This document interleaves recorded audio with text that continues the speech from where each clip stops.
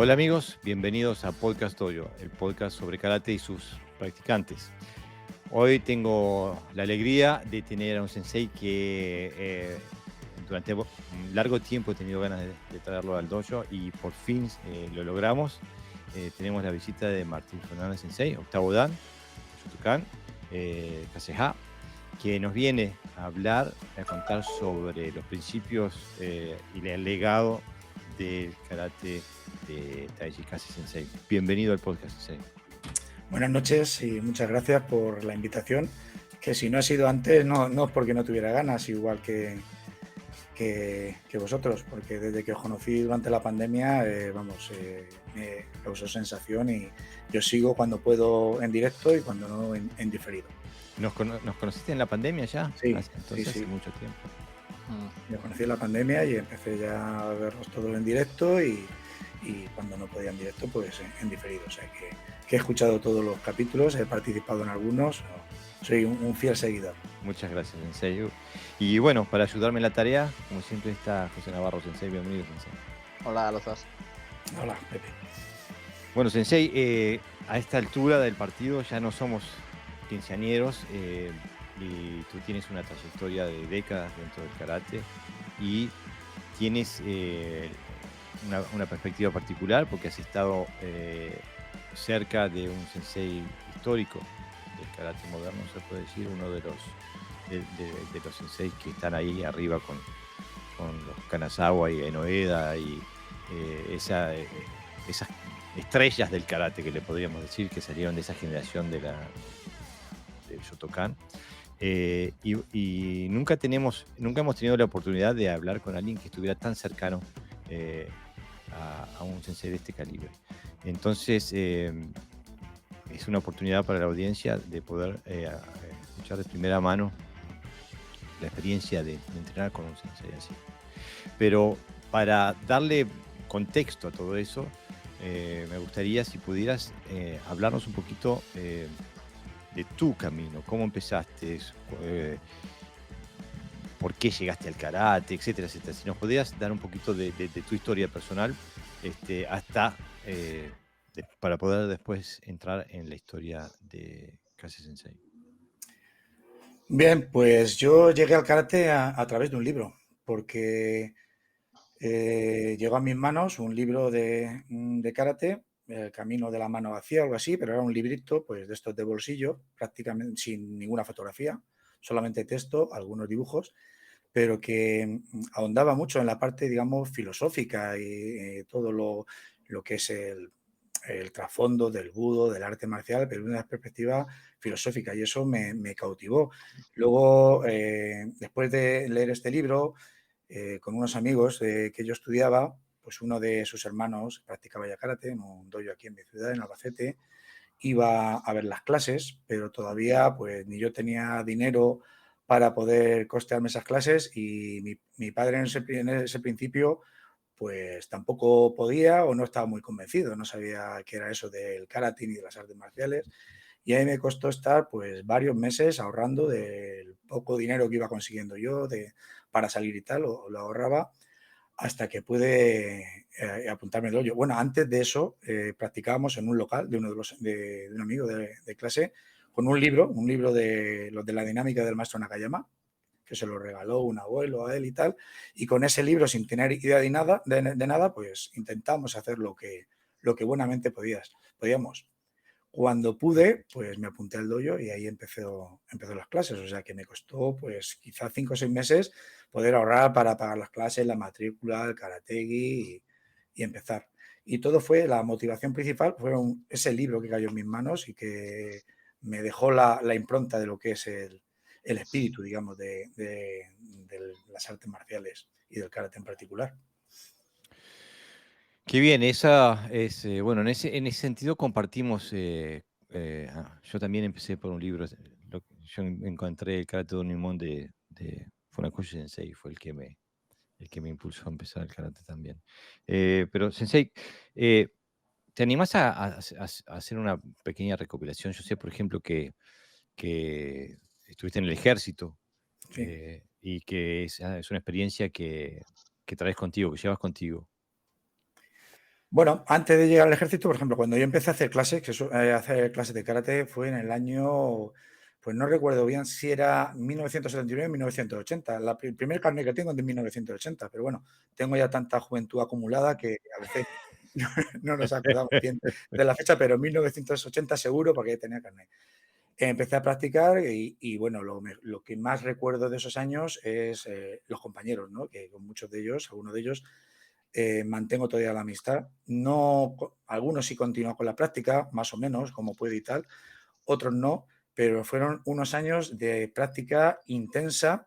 El sensei que teníamos, pues era un sensei que venía de un país de Sudamérica y había tenido maestros japoneses y técnicamente, estéticamente, hacía bonito, trabajaba Mm, bien, pero no transmitía lo que yo había captado en ese libro. O sea, era mm, algo muy entre técnico y estético, lo que yo llamo para mí el karate de salón. Con los años y la reflexión que yo puedo hacer, algo así. Tenía una buena técnica y luego, sobre todo, lo que me echó para atrás era, digamos, los valores ujú, humanos. Cuando yo lo fui conociendo, porque al principio, cuando tenía 14 años, pues todo lo teníamos endiosado, ¿no? Para nosotros era, pues algo, pues eso, casi un semidios. Pero ya cuando vas conociendo a la persona y vas viendo las cosas que suceden y tal, pues te desengañas un poco. Yo estuve con él hasta que saqué el primer Dan y ya la preparación del segundo Dan la hice solo con mis compañeros, pero entrenando fuera. O sea, ujú, en otro dojo empecé a dar clases y yo entrenaba, me preparaba, pero ya fuera porque no aguantaba el ir a clase y no podía estar yo cuando veía en esa persona que no me transmitía lo que yo realmente mm. estaba buscando, pero ya no a nivel de karate, sino a nivel humano, que es lo que ¿Qué yo edad tenías ahí, Sensei? pues ahí cuando yo empecé eran 14 años, pues 14, yo estuve hasta que 14, 15 años a punto de cumplirlos y yo saqué el primer dan con 18 años. Cuando saqué los Eh, 18 estuve 3 años Martín, prácticamente. por aquella Sí, época, que por aquella época era muy normal ver a sensei de este tipo, quiero decir, porque todos estábamos sí, aprendiendo, el karate sí, sí. estaba pegando fuerte en España, no conozco el resto, creo que en Francia también, y todos éramos medio locos, ¿no? El karate nos Sí. entusiasmaba y entrenábamos con todo el mundo, y yo recuerdo de aquella época conocer a sensei que estaban en la misma situación prácticamente que los alumnos, eran cintos bajos, o sea, grados bajos, eran danes, pero muy bajos, y con muchas ganas de enseñar, pero con muy poco conocimiento. Entonces nos encontrábamos este tipo de sensei del que hablas, ¿no? Con Él era una sí. técnica más o menos buena, pero muy poco formado en los otros aspectos del karate. La técnica, él era segundo dan. Luego tuvo que convalidar los grados en España y tal, pero era segundo dan. Y en aquellos tiempos, para lo que había en España, era un adelantado técnicamente, pero a nivel Sí, sí. estético. Los katas los hacía muy bonito, la técnica la hacía muy bonito, pero a mí no me transmitía nada de profundidad en lo que hacía. Es más, cuando yo en el año, pues en 1983, yo con cinturón marrón, poquito, unos meses antes de sacar el primer dan, conocí al maestro Case en un curso en Alicante y cuando yo vi eso me quedé, vamos, en shock. Dije, esto es lo que yo buscaba, esto es lo que yo quería, esto es karate. Entonces yo fue volver y claro, yo ya en las clases es que comparaba, veías una cosa y la otra y no tiene nada que ver. Por donde lo miren no tiene nada que ver. Entonces ahí empezó ya pues mi búsqueda y a poder ir a todos los cursos que pude, a todo lo que podía y con otro compañero que nos hicimos íntimos y era de otro dojo de mi ciudad, pero nos juntábamos los dos y a practicar todos los días lo que habíamos aprendido en los cursos. Así hasta el siguiente. Qué bien. Y de ahí, ¿cuándo llegaste al ejército? Porque me interesa Pues esa experiencia. fue en el 87. Cuando yo fui al ejército fue en el año 1987, era yo segundo dan y estuve en la compañía de operaciones especiales, lo que aquí en España llaman el GOE 3, el Grupo de Operaciones Especiales, y la compañía, la COE 31 y 32 son compañías de operaciones especiales que hoy en día siguen vigentes. Lo que está en el mando de operaciones especiales, los boinas verdes, llamados en común. Entonces, yo cuando llegué me tocó hacer la mili en el 87 con 2 años de prórroga por estudios. Entonces, yo hice el servicio militar con 22 años. Cumplí los 22 años allí y estando allí, pues fueron esta compañía de captación que se le llama, ¿no? A buscar gente para ellos. Nos hicieron unas pruebas psicotécnicas y unas pruebas físicas y en los que lo iban superando, pues nos cogían.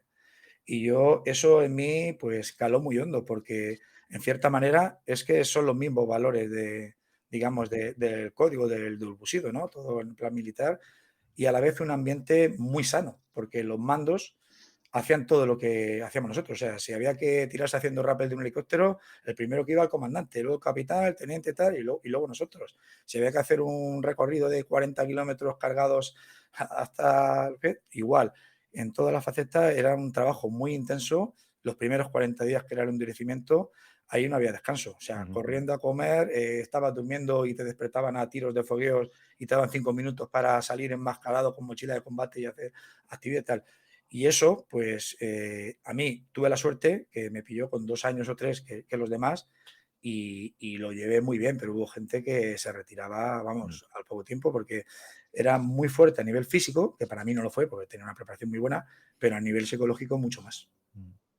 Hay que hacer la observación de que el ejército militar obligatorio en aquella época se hacía más joven. Sí, sí. Con 22 Sí, años ya era allí una los persona. voluntarios eran 19, 20 con creo, ¿no? voluntario con 19. 17 años, incluso Wow, entraba con eso, y, sí, 17 y años. luego ya de reemplazo, pues eso, sería con 19 y 20. Ya digo que yo entré con 22 porque iba pidiendo prórroga de estudios porque no quería hacer la mili, no quería hacer la mili, pero no porque no me gustara la vida militar, por no dejar de practicar karate y no dejar de enseñar karate. Pero ya una vez que me tuve que ir, porque ya no me daban más prórrogas militares, pues yo digo, bueno, pues hay que ser militar, voy a serlo de verdad. Seguro. Entonces yo... Claro, era con 21 años, era mayor de edad en aquella época, o sea que entraba siendo todavía un niño. Entonces, yo cuando estuve allí, pues traté de aprovecharlo al máximo. De hecho, allí conforme llegué, me daban clases de combate, de orden cerrado y de combate de artes marciales. Teníamos un comandante que era cinturón negro de judo y un sargento que era cinturón marrón de Kyokushinkai. Pero en la primera clase, cuando me vieron, me dijo el comandante, aquí tienes el libro, el manual, y a partir de ahora te haces tu cargo de todo. Y yo era el único que iba como karateki, porque allí no estaba un karateki, llevaba el mío, cinturón negro, y detrás de mí corriendo toda la sección a que yo diera las clases y los mando supervisando. Y luego la gran suerte que por las tardes, cuando no estábamos de maniobras, que era cada mes, pues 15 o 20 días estábamos en el campo. Pero los días que estábamos en la compañía, yo podía ir al gimnasio de suboficiales y entrenaba y practicaba allí. Había tatami, había todo. Ay, qué bien. Claro. Martín, ¿recuerdas el programa Informe Semanal Sí. que se hacía en Sí, sí. yo vi un documental sobre los Sí. COE, precisamente. Y era impresionante y me impresionó porque yo en aquella época ya hacía karate. Sí, sí. Recuerdo, no sé si igual te recuerdas incluso ese documental, e igual estabas allí, Sí, quiero decir que eras uno de ellos. hay muchos De soltar un saco de esos grandes y frenarlo de un maigueri impresionante y descolgarlos, ¿no? O sea, dije, bueno, este nivel de karate no Había lo la voy a llegar gente que yo nunca, ¿no? practicaba cualquier tipo de arte marcial, enseguida los cogían y los aprovechaban. Luego también es verdad que el que no tenía ni idea, pues tú ves algunos vídeos que hay por ahí se le va haciendo y no, la técnica no es refinada ni no tiene nada de estética desde el punto de vista de lo mal, de lo que ahora se llama muchas veces karate, que para mí no es eso, ¿no? O sea, lo que se buscaba era que fuera operativo. O sea, lo que vosotros estáis comentando y todos vemos igual, que el que sea funcional en el ejército es que sea operativo. Si algo sirve, tiene que ser operativo. Si no, no sirve. Ahí no querían florituras. Ahí si había que eliminar a una persona, pues había que eliminarlo. ¿Y cómo? Pues de la forma más rápida y eficiente. Sin florituras. Y aparte, sí, ahí tiene que ser funcional porque si no es funcional cuesta vida, ¿no? Sí. Sensei, dame hacemos un paréntesis que la audiencia escribe un montón y si no, se nos pasa el tiempo. Nos escribe David Ortega, Sensei, que dice, vamos a ver qué aprendemos hoy. Que es de Madrid, David Sensei. Lucio Pablo Martínez Sensei, que es de Argentina, dice, hola queridos amigos, qué bueno estar aquí, gran programa hoy. Nima Masu dice, lo veré con muchas ganas en diferido mañana mismo. Me gustaría que preguntaran al maestro cómo era el maestro fuera del tatami, como persona, alguna anécdota, muy agradecido. Nima, eso está en el programa, va a venir, no tengas problema, que lo tenemos calculado. Adrián Fernández Sensei dice, buenas noches Sensei, saludos a los tres desde Argentina. Saludos Adrián, bienvenido. Miguel Ángel Flores, saludos desde Chile. Gracias por seguir ahí, Miguel, siempre con el podcast. Carlos Vera también. Buenas noches, maestros. Buenas noches, Carlos. Gracias por estar. Y Miguel Ángel Soto dice, saliendo del dojo y enganchando con ustedes, buenas energías. Muchas gracias. Roberto Daniel Bonet dice, muy buenas noches, un sábado más junto a Podcast Dojo. Cordial saludo desde Tenerife. Y bueno, bienvenido Sensei, gracias por seguir el podcast. Mariano Carrasco dice, buenas noches desde España. Mariano Carrasco, discípulo del maestro Yoshinado Nambu, les escucha, un abrazo enorme. Bienvenido Mariano, vamos arriba. España que está presente hoy. Y Walter Retain, Sensei, que es de Buenos Aires, Argentina, dice, saludos amigos y maestros. Gracias Sensei, gracias por estar ahí. Bueno, seguimos de largo, porque no solamente has sido militar, en algún momento tomaste una decisión de no ser profesor de karate profesional, Sensei, ¿no? Bueno, no exactamente así. Yo estuve 15 años que sí me dedicaba plenamente al karate, pero claro, yo vivía en casa de mis padres y no estaba casado. Pero ya llega un momento que cuando tienes novia y tienes pensamiento de casarte, ves pues que el vivir solamente del karate es un trabajo muy precario, que además, como es precario, pues te hace que ni lo disfrutes ni lo desarrolles como debería de ser. Entonces yo me di cuenta que si yo quería seguir con mi camino, no podía depender exclusivamente de él, porque claro, llegaban los 3 meses de verano o incluso 4 meses y no ganabas nada de dinero. Cuando se va acercando el verano ya o llegan las épocas festivas, pues te puede bajar el 40%, 60%. Bueno, eso lo sabéis vosotros, aunque no dependéis directamente de ello. Entonces era así. Entonces yo ya tenía mis estudios, pero que no iban, ya había estudiado antes de irme al ejército, había hecho pues maestría industrial, el grado superior de electricidad, instalaciones y líneas y luego de delineación, que de delineación lo hice, pero no lo llegué a terminar, pero era por pedir prórroga para poder seguir entrenando y dando clases. Y a la vuelta, pues cuando yo estuve un tiempo dando solamente clases de karate y viviendo de ello, pero claro, en casa de mis padres, me di cuenta que así no podía seguir y estudié magisterio. Hice la carrera de magisterio por la especialidad de educación física y luego de primaria, y fue terminar y encontrar trabajo en un colegio de mi ciudad, en un colegio concertado. Somos una cooperativa, me hice cooperativista, y gracias a ello pues puedo seguir haciendo lo que más me gusta, que es el karate, bueno, y dar clases en la escuela, que también me encanta. O sea, son dos pasiones. Y sin tenerme que ir a otra ciudad o abandonar el grupo con el que yo ya estaba dirigiendo de tiempo y tal.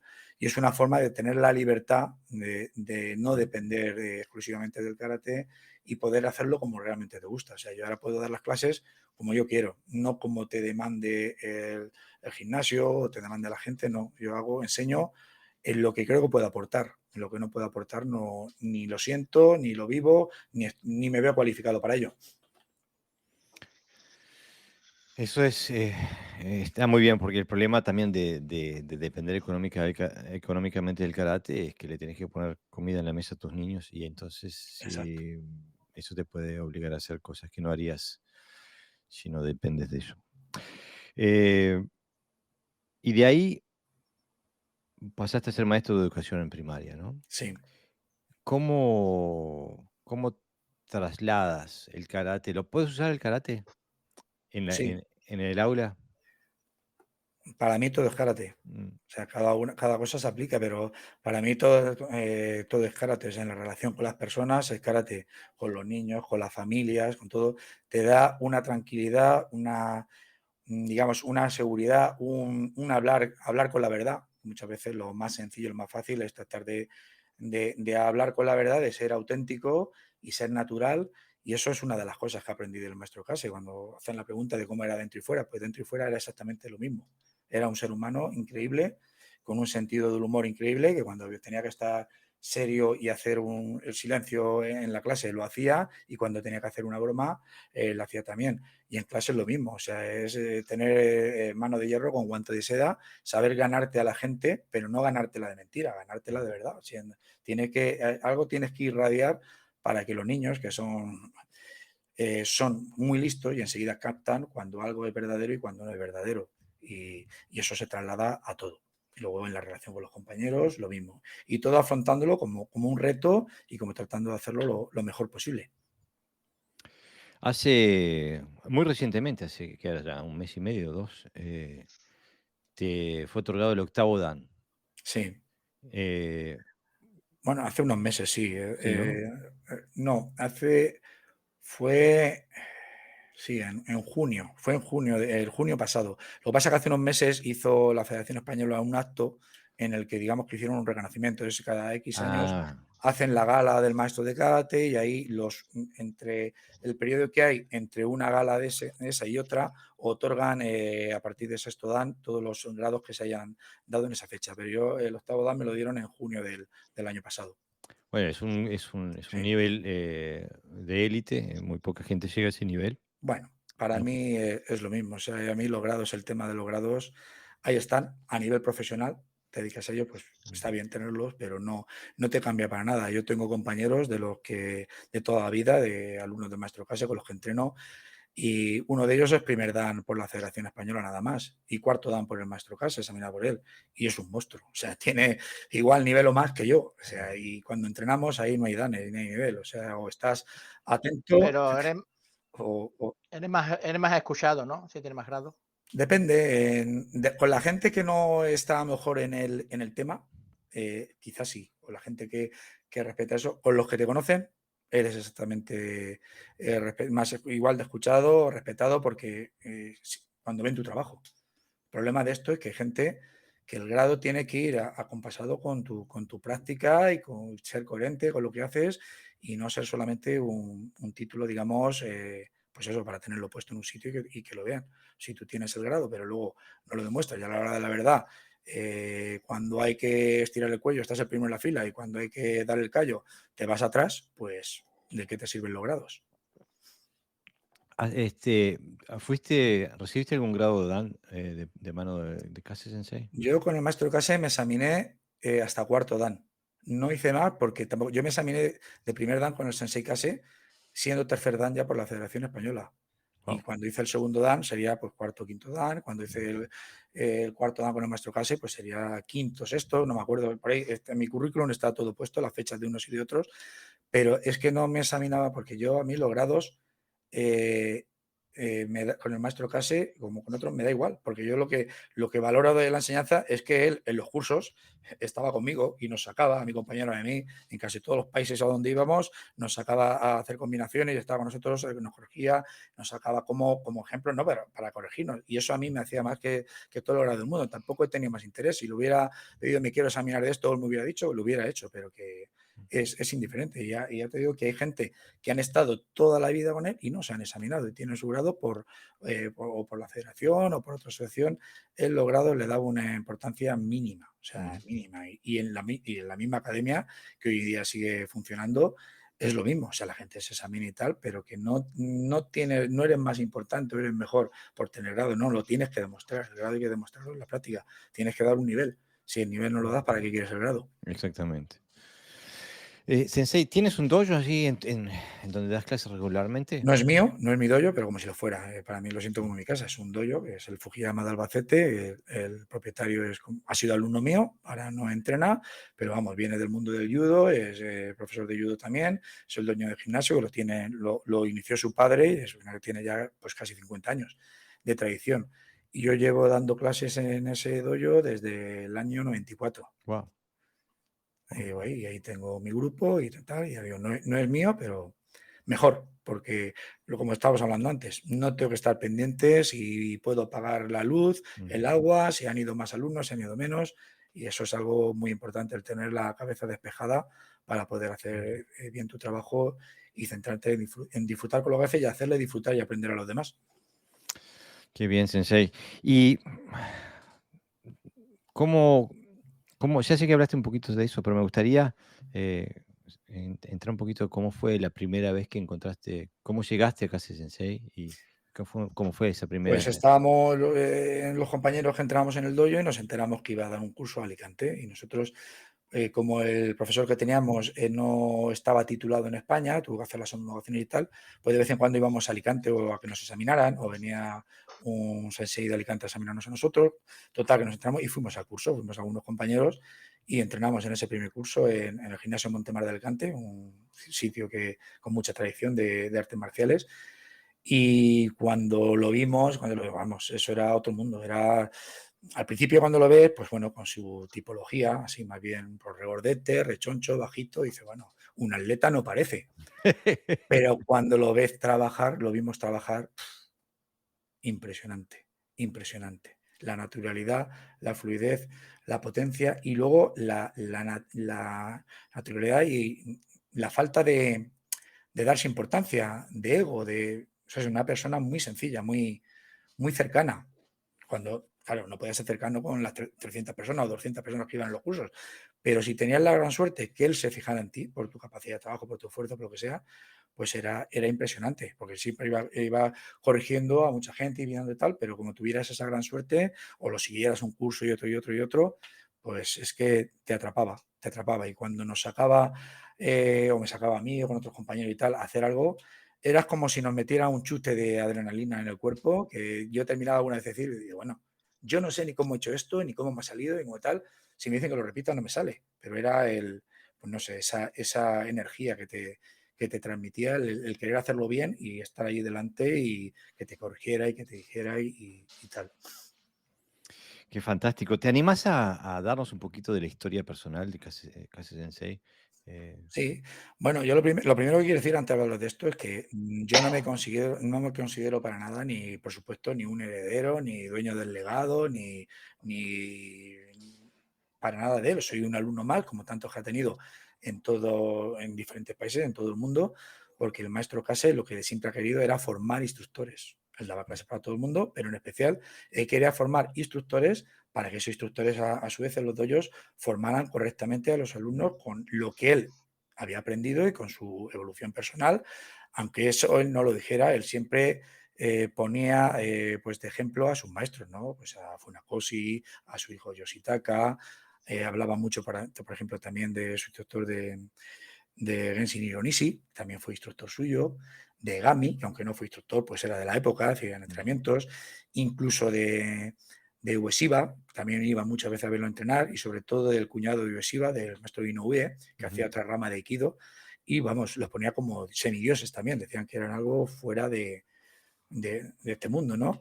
Y de otro karateka de la época también, el senpai suyo y compañero de Yoshitaka, Tadao Kuyama, que bueno, eso hablaba dice que era como un relámpago, como un rayo, la explosividad, la velocidad que tenía y tal. Entonces, él siempre era poner a los demás, hasta ya una vez y en privado le decíamos, pero maestro, que usted también está ya en otra línea, o sea, que no tal. Y él algunas veces se sonreía, pero nunca iba a decir. De hecho, él nunca decía lo que hacemos es kaseha o mi estilo o mi forma. No, no, él hablaba de los conceptos del budo, lo que quería que tratáramos y que hiciéramos y el por qué, pero nunca tratando de decir, no, tenéis que hacer lo que yo hago porque esto es así, esto es lo auténtico, esto es lo verdadero. No, ni criticaba otra línea, para nada. No sé si te estoy respondiendo exactamente lo que Sí, quieres, me porque a estás veces respondiendo, me sí. emociono mucho y digo que no soy muy de hablar, pero cuando me disparo, Lo que me Yo practiqué con ¿Ah, sí? Hironishi, sí, haciendo cinturón él decía verde. que era muy Vino a fuerte, que Sevilla. Hironishi era muy fuerte, Hironishi se llevaba todo el día, toda la práctica es cadera, sí, cadera, muy cadera, difícil. cadera, cadera, cadera, y pim, pim, pim, pim. Y ahora que me dices lo de Kase, me recuerda que había cierto parecido en algún tipo de gesto de ese trabajo con las piernas agachadas y metiendo cadera. Sí había cierta similitud. A mí me llama la atención, si uno yo a veces hago este experimento cuando conozco a gente nueva, le digo, decime un romano de la antigüedad, y te dicen, bueno, Julio César, decime otro, dicen Cícero, decime otro, te dicen Marco Antonio, decime otro, Augusto. Digo, viste, todos esos eran de la misma generación, todos se conocían. Digo, un imperio que duró 2000 años, todos los que llegaron eran casi de la misma generación, los que formaron esa civilización y llegaron hasta la historia, ¿no? Y tengo un poquito la misma sensación con esa generación, esa primera generación de la JKA y de los cursos de instructor y toda esa gente que salió en un lapso de 15, 20 años, una franja ahí, que salió gente, bueno, como Kase Sensei, salió gente como Kanazawa, como Enoeda, digo, ¿qué pasaba? ¿Qué había en el agua en Japón en esos tiempos? Pues mucho nacionalismo. Y entrenaban entrenamientos, pues eso, extenuantes. Era una práctica súper dura. O sea, él contaba de eso, de que decía que en el grupo, lo que eran en los tatamis universitarios, pues de 500 personas que empezaban, quedaban 3. Mm. que aguantaran el ritmo, porque era físico, físico, físico, muchas horas al día. Los danes a lo mejor lo sacaban en un año. O sea, que no es como ahora, que todo esto de que sí hay que estar X años para un grado, y no. Ellos empezaban, el maestro Casé en el 45 era primer dan y empezó a practicar en el 44. Pero ahora la práctica que hacían eran a lo mejor de todos los días 6, 8 horas, 10 horas y eso a muerte. O sea, porque era puro nacionalismo, entrenamiento militar. Y los que subsistían, pues pasa como con todas las especies y con todos los hombres, los que han ido sobreviviendo en cualquier época dura, pues son los más duros. No la había visto desde esa perspectiva. Pero igual, lo que me llama la atención a mí de Kase Sensei es que Kase Sensei tenía una técnica específica, tenía su carácter era diferente. Sí. Es fácilmente reconocible cuando alguien hace Kase-ha que el resto del Shotokan. Se ve inmediatamente que es Bueno, Shotokan, pero cuando, tiene un sabor especial, ¿no? cuando hacen kaseha, no cuando ven la foto de que quieren demostrar que hacen kaseha, porque yo estoy ya cansado de ver los grandes seguidores de kaseha que no han conocido ni al maestro o a nadie y tal, y los ves en las fotos tratando de hacer su fudodachi, sus kamaes con los suto y tal, y dices, madre mía, por favor, No, ¿esto yo me qué es? refiero a él nada más. Sí, pero que sí, él era, pues él tenía, era un estudioso de la literatura en general, pero claro, en especial del budo. O sea, él a los grandes escritos de los samuráis, de expertos en katana, de todo eso, y su karate está imbuido de eso. O sea, las técnicas de mano abierta, pues viene del trabajo del Jigen Ryu, que era un estilo en Okinawa, bueno, el sensei Navarro lo conocerá, que especialmente de Boken. Y mucha parte de su entrenamiento era golpear troncos de los árboles y venga, y venga, y venga. Que dice que cuando golpeaban, que bueno, les temblaba todo el cuerpo, las manos, y era soportar eso, y eso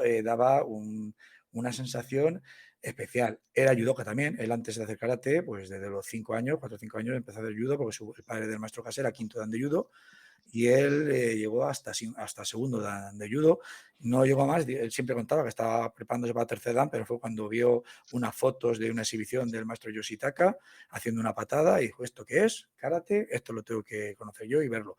Fue a ver las clases y entonces empezó a hacer karate y se dejó el judo, que por cierto, estuvo un periodo ahí que lo simultaneaba, pero tuvo problemas, porque dice que claro, cuando estaba haciendo judo, que de vez en cuando se le iba un golpe y tuvo que dejarlo porque no lo pueda compatibilizar, ¿no?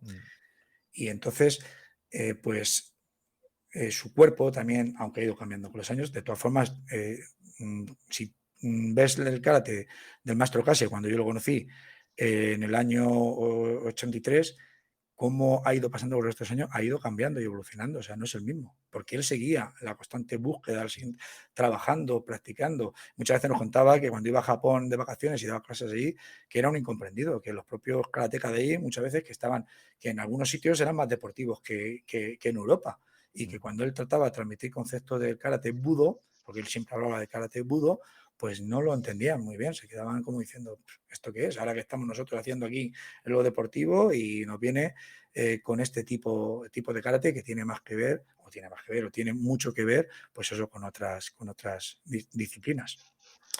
Tengo una Sí, curiosidad, Martín. Eh, acabas de decir que, bueno, él vivió en Francia, sí, ¿no? O sea, estaba desde el asentado en año Francia. 64 se afincó en él. Es eso mismo que acabas de decir, de que cuando iban a Japón se encontraba un karate un poquito Sí. más estándar, ¿no? Competitivo, y que en Europa o en América era, esos maestros que eran como si se permitieran quizá el lujo de investigar por estar fuera de Japón. Es una coincidencia que todos los que estaban fuera, o un gran porcentaje de los que estaban fuera, acabaran buscando otra cosa diferente a lo que se buscaba en esa época en Japón. Seguramente, pero yo creo que el maestro Kase ya lo buscaba estando en Japón, porque ya digo que visitaba a Mori Ueshiba, al maestro Pero Inoue, no se dieron a lo mejor las condiciones claro. o favorecieron Pero estar una en vez que Europa estaban quizás, ¿no? fuera, ellos, pues digamos que se sentían en la obligación de desarrollar.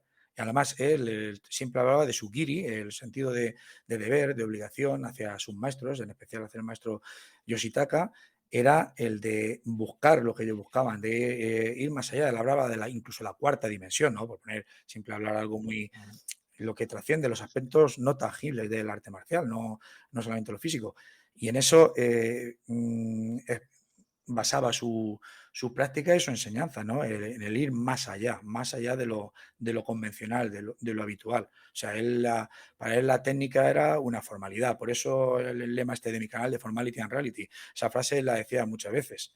Cuando le Ok. preguntaban alguna cosa, maestro, y en el kata esto es así o esto es así. Y él se reía y dice, tú pruébalo, si te funciona está bien. Ujú. Si no te funciona, no está bien. O sea, que no le daba importancia a las cosas que otros maestros te tenían ahí una hora rizando el rizo para que hiciera cierto movimiento de una determinada manera. Como yo tenía gente que cuando íbamos a cursos con otra gente, con Osaka, con otros maestros de la JICA, muy buenos en su especialidad y en su rama, que algunos intentaban incluso como si lo quisieran clonar, a ver si grabamos en vídeo y a ver de qué manera podemos hacer los movimientos exactamente igual con él, o sea, fijándose hasta cómo ponía el dedo pulgar o como tal, para imitar, cuando el karate no es eso, el karate no es imitación, es búsqueda, experimentación y práctica y mucha reflexión en Sensei, cada una de las fases. dame una pausita que Sí. sigue escribiendo la audiencia.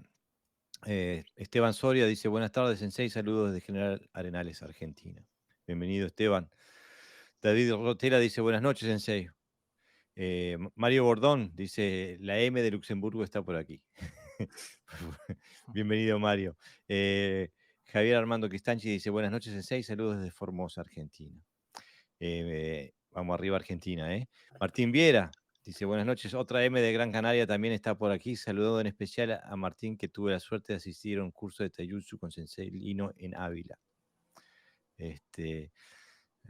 Santiago dice, qué gusto escuchar a alguien hablar así de los grados. Saludos desde Uruguay, Santiago Barberán. Eh, David Ortega hace una pregunta bastante interesante. Dice, ¿al maestro Case le interesaba la competición? Y antes de responderla, leemos los últimos comentarios. Mariano Carrasco dice, escuchándolo, parece que estoy escuchando a mi maestro Nambu en sus orígenes. Incluso su padre también era profesor de judo.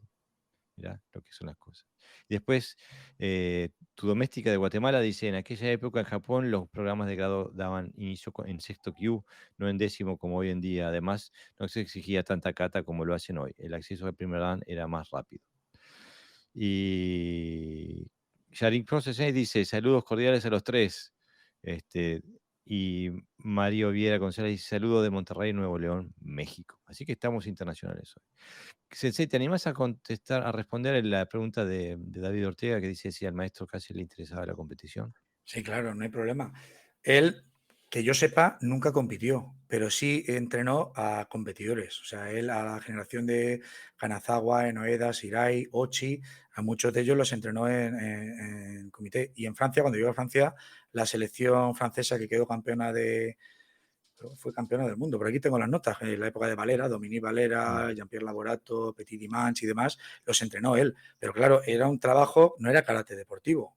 Porque yo con Laborato, el maestro Laborato, esto lo he hablado y tal, y los trabajos eran pues trabajos de ejercicio de Sen no Sen, de Go no Sen, todo enfocado desde la perspectiva del karate budo. Y era un entrenamiento muy duro, muy exigente, en el que era otro tipo de paradigma que tenía, no el actual. No estoy diciendo que lo que sea peor ni sea mejor, pero no, desde luego no era karate con saltitos.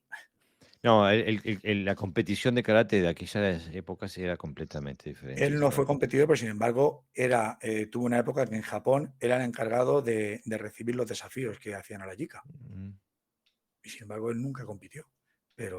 Y cuando llegó en Francia, por ejemplo, anécdotas suyas, pues tuvo un reto de uno de los campeones franceses de la época, en el que se bajaron y hacer combate, y al rato subió el francés diciendo, imposible, dice, imposible, no puedo con este hombre, no puedo. Terminó en el suelo no sé cuántas veces. Los barridos era tremendo. Bueno, yo le he visto incluso dar un barrido y coger al otro en el aire porque si no caía de cabeza. Oh, qué fuerza, ¿no?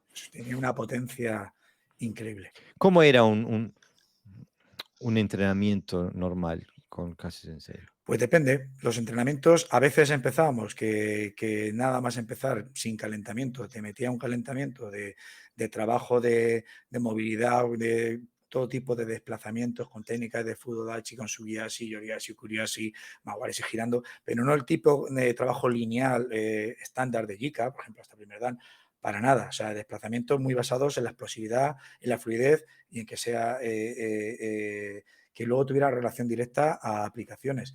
Y te metía un rompepiernas de esos que lo llamamos, que estabas así 15 minutos y dices, bueno, ya nos vamos a casa, ¿o qué hacemos? Y entonces a lo mejor se te ponía a hablar y te pegaba media hora contándote cosas súper interesantes. Y luego otra vez a la práctica, otras veces, pues era un hombre que no tenía una metodología especial. Era un gran pedagogo, pero no tenía una programación que tú dijeras que lo va llevando tal. Era, según yo creo que llegaba y según veía el grupo, captaba en el ambiente, según los que estaban, qué tipo de trabajo iba a hacer. Y vamos, te enganchaba de una manera que estabas tanto te interesaba cuando hablaba como cuando estabas practicando y cortaba y hacía demostraciones y hacía ejemplos. Y luego ya he aprendido tanto con él, si se puede decir así, en el dojo como fuera, en las comidas, pues he tenido la suerte, la inmensa suerte de comer y cenar un montón de veces con él y bueno, se ponía a hablar y eso era impresionante. No había quien lo parara. ¿En Pero qué idioma hablaban? él hablaba inglés y francés mezclado, japonés. Entonces yo los primeros años muchas veces hablaba con intermediario, pero la mayoría de las cosas se entendían, porque llega un momento que de corazón a corazón se entiende, ¿no? Pero siempre había con intermediario que traducía, pero lo importante lo entendías y vamos, y él entendía lo importante de español también, porque más de una vez le he visto a alguno en la comida hacer una broma tal creyendo que no se enteraba y pegar un collejón. Sí, de broma, porque Eh, sí lo había pillado, sí. Martín, Sí. ¿qué importancia tenía el kata en el método de Caseja? El kata para él era fundamental, muy importante, pero no desde el punto de vista ni de la competición ni de la técnica estética. O sea, el kata era el núcleo, pero para trabajar luego, desmenuzarlo en la aplicación y coger esos fundamentos. Las tonterías de los ángulos de las rodillas, del pie para acá, del pie para allá, todo eso, como yo digo, se la refinflaba. Le daba igual, ¿no? O sea, claro, Es que cuando él decía que mm, cuando él veía a Yoshitaka hacer un kata, dice, me daba miedo. Yo veía un león en la selva. Dice, y ahora cuando tú ves a alguien hacer un kata y ves un gatito en tu casa, no tiene nada que ver.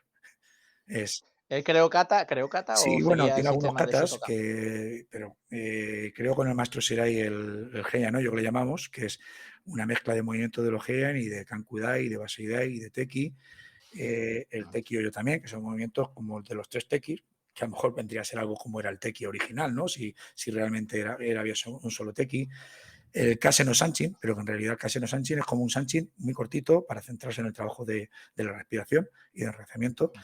Pero vamos, que esos katas eran como formas de entrenamiento, no eran katas para luego hacernos el examen, ni en competición, ni para crear algo exclusivo, para nada. De hecho, hay katas de gente que en muchos cursos que daban en unos países, algunos de los katas prácticamente no lo han hecho, sí lo han hecho, y en otros sí. O sea que no, que digo que él iba enseñando según veía cómo tenía que hacer. Mm. Y no creo que para nada enseñar a todo el mundo igual, sino lo que creía que debía de enseñar, que es lo que creo que debe de ser un maestro, ¿no? Enseñar a cada uno lo que cree que debe de enseñarle y en el momento adecuado, y no enseñarte algo para que no estás preparado todavía. ¿Qué, qué importancia le daba él a la repetición? Pues mira, la repetición, como te he dicho, algunas veces nos metió en una machaca de repetición, pero él, me acuerdo en una cena, que nos dijo que una vez hizo un ejercicio con su senpai, que era hacer sukis hasta no poder más, hasta que se desvaneció, se desmayó. Y luego y le preguntamos, ¿y qué sacó de ahí? Y dice, pues que no lo voy a hacer más eso, que no era necesario. Eso es una prueba, si te quieres de espíritu. Eso, por ejemplo, en las COEs, en el ejército, te sometían a cosas que luego, una vez que lo habías superado, te decían, esto no hay que hacerlo más. Esto solamente es una prueba de espíritu, ¿no? De valor, para ver hasta dónde eres capaz de llegar. Pero no es que eso te haga ser mejor, ¿no? Eso lo único que te hace es, en ese momento, pues que tú vayas conociendo tus límites y sepas afrontarlo, ¿no? Porque normalmente cuando hablamos en el ámbito físico, incluso psicológico, la primera vez que tú tienes la necesidad de abandonar no es la real, es la segunda o la tercera. Eso nos decían en el ejército, ¿no? Cuando tú realmente ya hayas tratado de vencer esa barrera 2, 3 veces, cuando llegas a la tercera, esa es la buena. Si te das por vencida la primera, es que eres un blando, Ujú, ¿no? sí. Pues para él lo que dijo es eso, que la repetición es importante, pero no es el núcleo. O sea, no por repetir muchas veces lo vas a hacer mejor. Porque si repites muchas veces haciéndolo mal, lo que haces es crear un vicio o hacerte daño o lesionarte. ¿Hacían mucho combate en el dojo? Sí, hacíamos ejercicios, no combate de competición. Hacíamos, por ejemplo, mucho trabajo de Yui Pon Kumite o el trabajo de Bunkai, con un ejercicio en el que cada vez te iba metiendo más presión. Sacaba a lo mejor a uno al centro, 3 o 4 alrededor, para hacer los ataques, y lo hacías una vez, digamos, de tranquila, tal. Cuando ya hacía yogaza, empezaba a meter deprisa y más rápido, más rápido, más rápido, hasta que al final ya no te salía la técnica. Cuando no te salía la técnica era una mierda, pero el espíritu estaba a 100, entonces te decía, vale, está bien.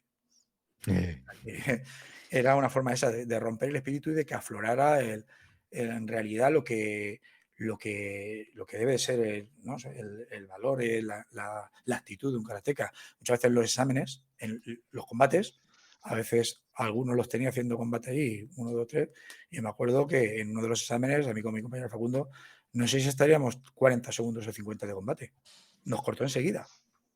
¿Por qué? Pues sería por la actitud, porque cuando veía que era fiereza lo que había ahí en ese combate y realidad y entrega, no necesitaba ver más. ¿O pensó, los paro antes que se maten? Una vez le preguntaron, o le preguntamos en un dojo, que quién era la gente después de los maestros fuera de Japón que más le había impresionado, que había visto practicando y tal. Y bueno, yo sé quién son en realidad, y eran cuando el conflicto de la ex Yugoslavia, pues 2 karatecas, bueno, sí, nativos muy buenos, que cuando los sacaba, eso era por esto tremendo. O sea, tenía que cortar para que no hubiera sangre, porque era tal el énfasis, bueno, que eso es lo que estoy hablando, lo que él nos contaba que eran los entrenamientos. Entonces, no es que fueran más técnicos, ni fueran más rápidos, ni fueran mejores, no, es que buscaban los límites, el más allá, o sea, el romper ese límite, llegar con ese espíritu y el que todo te da igual, el afrontarlo para que salga tu verdadera naturaleza. Qué interesante. Pero, Sensei Kase dejó, digo, aparte de tener toda esta parte del karate, ¿creó algún tipo de organización? ¿Dejó escuela?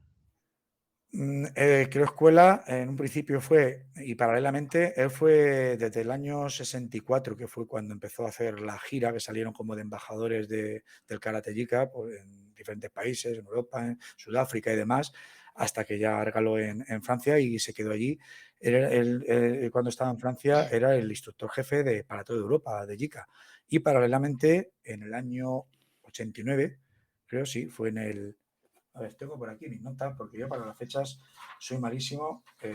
Sí, digamos, en el 81. En el 81 creó la WKSA, la World Karate Shogan Academy, paralelamente a la vez que era instructor jefe de JICA. Y la creó junto al maestro Shirai para fomentar el trabajo y la enseñanza a los instructores de karate.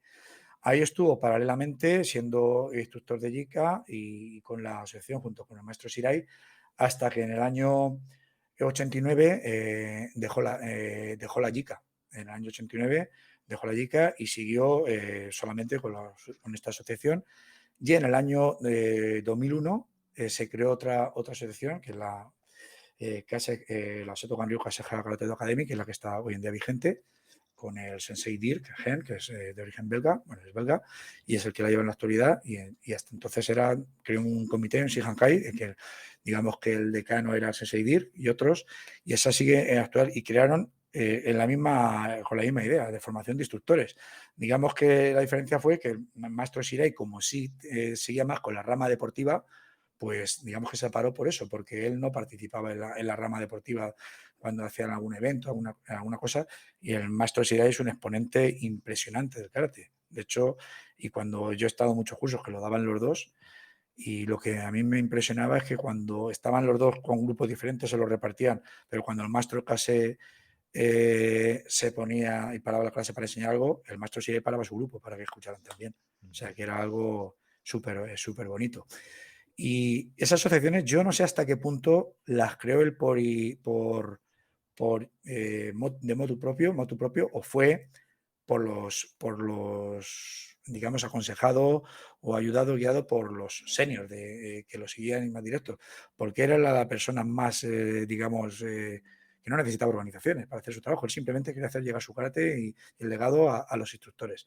Las asociaciones, los exámenes, todo, de hecho, la asociación hoy en día sigue funcionando, que no, se paga una cuota, actual es, me parece que 70 euros al año, con lo cual puedes ir a los gasoku gratis. O sea, el que es miembro paga esa cuota. Si hay 2 gasokus al año donde nos juntamos todos, donde se juntan todos, no tienes que pagar por el entrenamiento, ya lo llevas incluido en la cuota. No pagan nada porque los alumnos estén, cada uno paga su cuota, o sea, no tienes que pagar afiliación de club.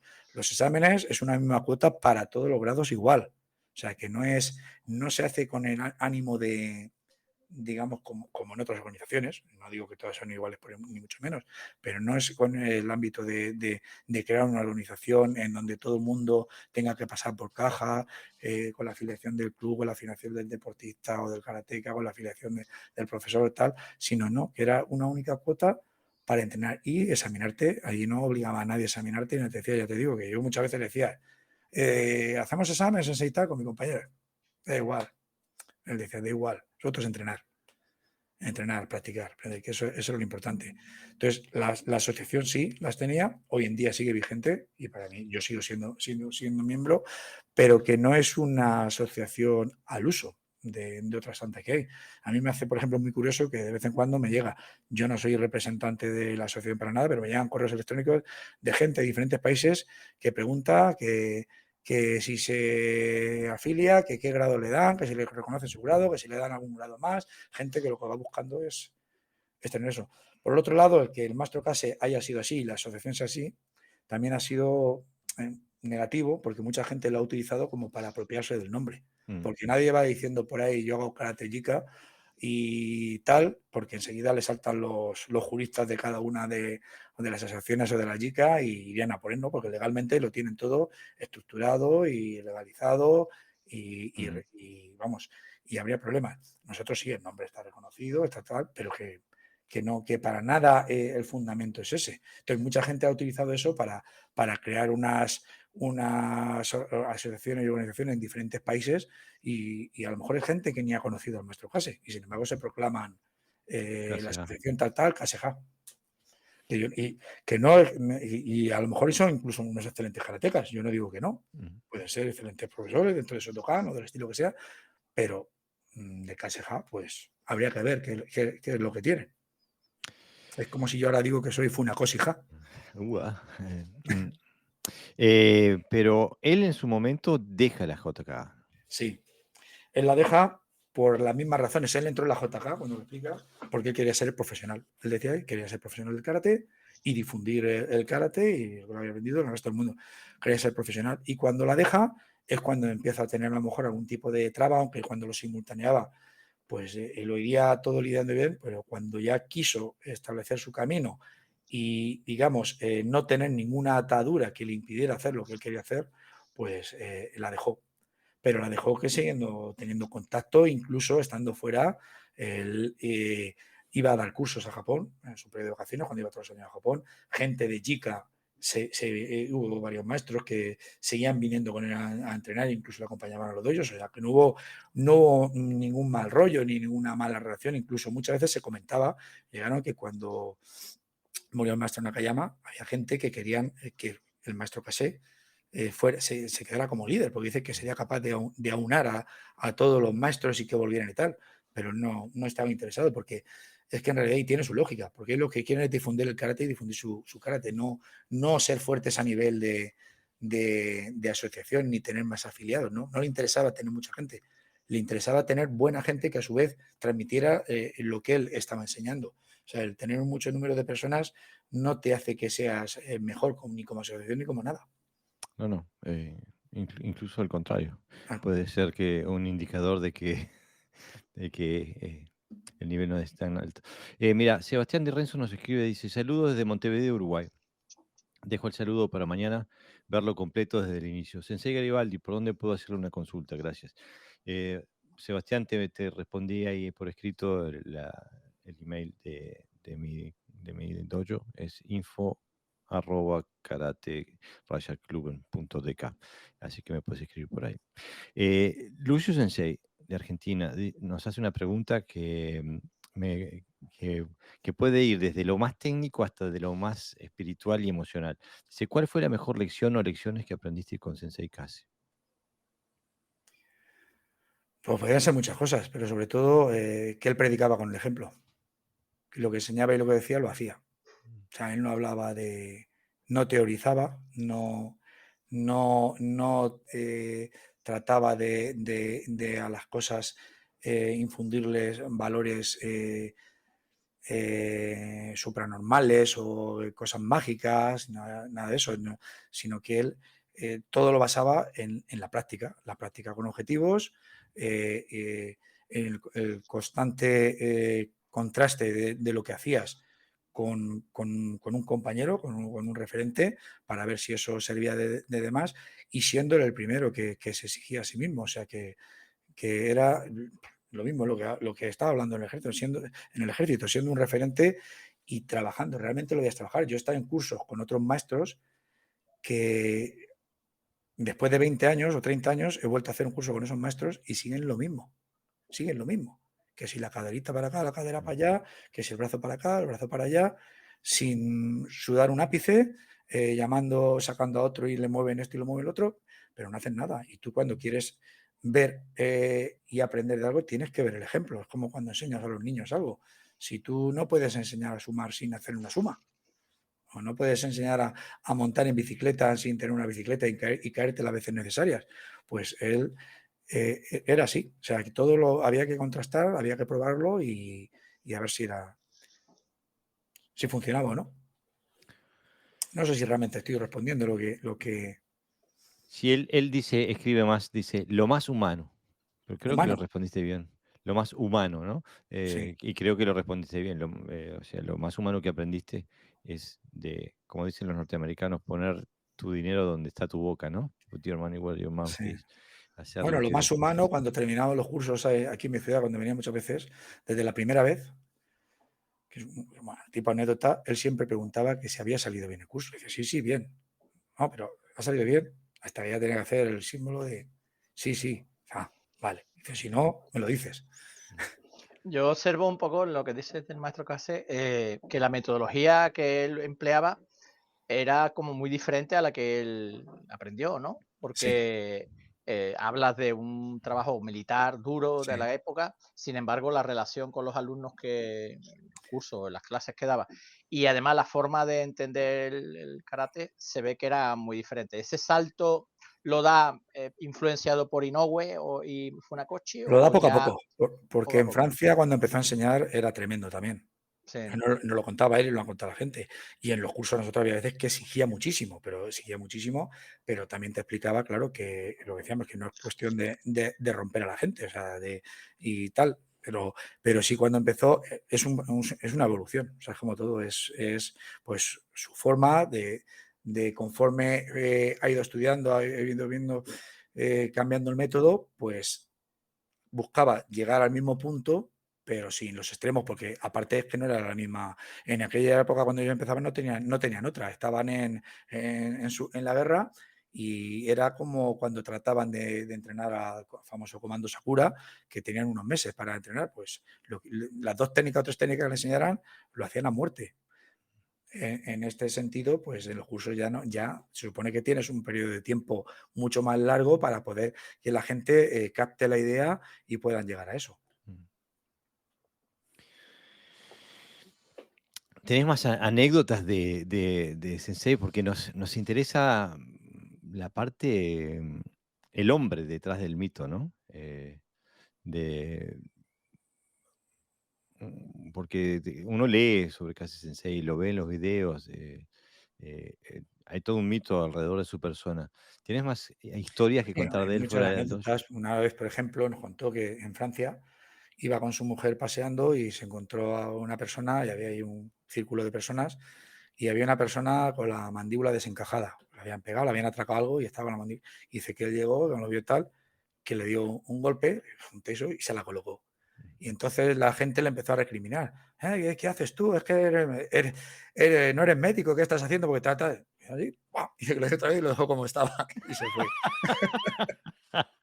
Esa la cuenta con mucha gracia y... eh, de ese estilo, bueno, anécdotas. Cuando llegó a Sudáfrica, lo estaban esperando en el aeropuerto. Sensei Kase, sí. Antes de nada, dice, tiene que demostrar lo que tal con esa persona que viene por ahí. Dice que viene un mastodonte así y se acerca a uno de los alumnos y le dice, Sensei, dice, tiene muy dura la cabeza. Y él dice, le di en la cabeza. Dice, cayó. Tan dura no era. Retos. Cuando fueron en Hawái, ahí lo pasó muy mal en Hawái, porque en una de las exhibiciones con unos karatecas locales, pues tuvo ahí como un enfrentamiento y salieron a hacer tal, y a uno de ellos le dio una patada y le rompió la mandíbula y se clavó el diente, que de hecho no sé si se llama la cicatriz que tenía en el empeine, porque al golpeó con cosi o la base de los dedos, pero se rozó con ahí. Dice que tuvieron muchos problemas porque él iba, claro, por el gobierno de Japón como embajador del karate, de madre mía, como aquí haya problemas, un conflicto entre países y tal, pero luego eso quedó en nada. Otra muy famosa es cuando estuvieron en Estados Unidos, que iba con Enoeda y con Kanazawa y tal, pues lo retaron también para hacer un combate de boxeo y dijeron que sí, que no tenían problema, pero que tenían que firmar un documento de que si pasaba algo, que si alguien moría o terminaba gravemente lesionado, que no era culpa suya y por lo visto luego se echaron para atrás. No se dio. Anécdotas de ese Eran tipo. otros tiempos, Eran ¿no? otros tiempos. Contaba muchas cosas en la época de él. Muchas veces hay cosas de estas y cosas que no voy a contar, pero bueno, las contaba ya por tener comida. Y cuando algunas veces nos contaba algo y decía, eso no es el espíritu del budo, eso no está bien, dice, pero eran las circunstancias. Era lo que había. Y sí, y aparte digo, eran otros tiempos y mal entendidos esos otros tiempos también, ¿no? Porque no es, si uno mirándolo en retrospectiva, es una falta de respeto tremenda. Invitar a un sensei, traerlo a Sudáfrica Sí. y después intentar pegarle. Eh, Pero era la prueba que hacían allí en sí, Hong Kong. pero si querían probarse, que fueran a Francia, Buena Francia, ¿no? sí. Una falta de respeto enorme.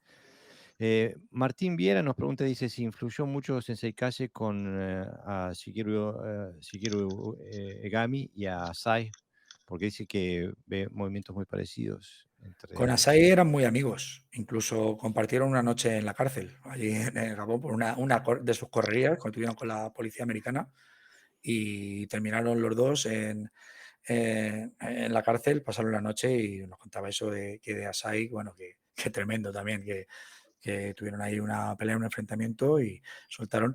Y si es posible, bueno, influencias, pues eran totalmente, yo con Asai he entrenado también, tenía un karate que la naturalidad, la fluidez, la explosividad confluía mucho con lo del maestro Kase, pero de otra manera, porque Asai era como un gato, totalmente ligero, unos saltos, agacharse por debajo, un trabajo totalmente diferente, pero que a su vez veías elementos en común. Juan Luis Nadal dice, Bonanit, desde Valencia. Recuerdo que constantemente repetía aquello de buscar la sensación, que si Exacto. lanzabas un Suki bueno de 1000, que buscáramos hacer ese mismo Suki bueno con menos repeticiones. Recientemente estuvimos trabajando con su grandísimo alumno, JP Laborato, de 80 años de edad, y casi Gran Sensei maestro. estaba presente en imagen y alma. Un Un saludo. maestro. El maestro Laborato, él, de los 10 cursos que organicé yo aquí en Albacete, venía desde Francia, él venía a entrenar. Y luego a él, al Laborato lo trajimos muchas veces y en todos los cursos que salíamos fuera de España lo seguía. Y sin embargo, él no tiene necesidad de en sus cursos decir que es Kaseha. Todo el mundo lo sabe. Se ve, aparte de su impronta, porque el maestro Laborato se nota que está influenciado por el carácter del maestro Kase, pero tienes cosas suyas que son suyas. O sea, igual que todo, es que es como debe de ser. O sea, si tú tratas de imitar a cualquier maestro, pues vas a ser una mala imitación y no vas a desarrollar tu karate para nada. Sin embargo, tú puedes ver otro karate muy diferente, igual que lo tenemos con mis propios compañeros, a pesar de haber trabajado todo con el maestro Kase, pues no somos clones de él para nada. Y, a ver, no sé ya lo que estaba diciendo. ¿Cuál era la pregunta? Sobre Laborato Sensei y Sí. que hablaba desde los 1000 Sukis y te salió uno Sí. bueno. Sí, él lo decía, por ejemplo, que cuando esa sensación, que a veces al principio cuesta mucho, o sea, el tener una sensación de cualquier técnica, un suki o lo que sea, pero cuando tú notas ese algo especial en lo que estés haciendo, ya la siguiente vez te va a ser mucho más fácil llegar a ello, porque ya sabes lo que es, y la siguiente mucho más, hasta que te salga de corrido. Y eso pasa con todo. O sea, con un Suki, con un Geri, con una sensación de enraizamiento, de fluidez. Entonces, al principio, claro que cuesta mucho, y al principio es algo muy, muy mecánico, muy, muy técnico, pero hasta que no consigues dejar de que sea la mecánica, la técnica, y sea el todo lo que actúe, y tú empieces a percibir tu cuerpo y a tener esas sensaciones, no vas a tener ese dominio de cualquier cosa que estés haciendo. Porque el maestro Kase, si lo comparamos desde el paradigma de otros tipos de karate en el que prima que sea estético, que sea bonito, es todo lo contrario. Sin embargo, a su vez, para mí es precioso, porque era naturalidad, era hecho a su medida, con su fisonomía, y eso, cuando lo ves en directo, en los vídeos no tiene nada que ver, eso es un 5%. Cuando lo ves, pero sin embargo, cuando lo sentías, era increíble. O sea, me acuerdo de haber recibido golpes suyos que lo notaba, a la semana estaba notando todavía, no donde me golpeó, sino detrás. Recibir un golpe delante y dolerte la espalda al respirar. O recibir un golpe que te entraba un jaito en el cuello y te dolía el cuello, la mandíbula, todo, y aparentemente él te tocaba relajado. Era pura velocidad y fluidez. ¡Pum! Y era algo impresionante. Laborato Sensei, ¿estoy equivocado o hace unos años hizo un trabajo muy elaborado dentro del Bunkai? Sí, Recuerdo él haber tiene visto un una montón serie de de, bueno, videos. sus cursos y DVDs donde hace Mm. sus tipos de bunkais y Laborato es un monstruo. O sea, es increíble verlo trabajar. Hola, yo lo conocí cuando tendría 50 años, por ahí me imagino, y sí, 50 y pocos, y hoy en día, con 80 años, verlo es increíble. O sea, es pura energía y es práctica, práctica y práctica, pero con objetivos y con fundamento. No como otra gente que vive de las rentas, de lo que fue en su día, que en su día a lo mejor fueron muy buenos para lo que se pedía y tal, pero no han pasado de ahí. No han pasado de ahí y lo ves trabajando.